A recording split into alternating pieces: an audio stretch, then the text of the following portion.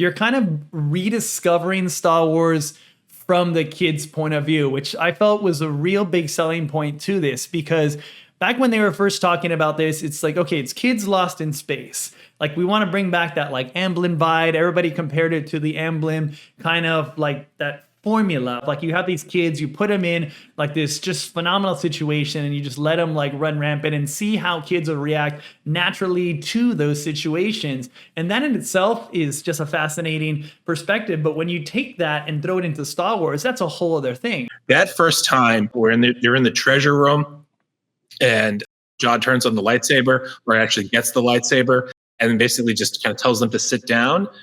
And there's a look of real fear on their eyes. And we're like, wow, these kids are like in way over their head. And I actually think it's sort of one of the themes of their show, which is that you can't have adventure without a sense of danger, right?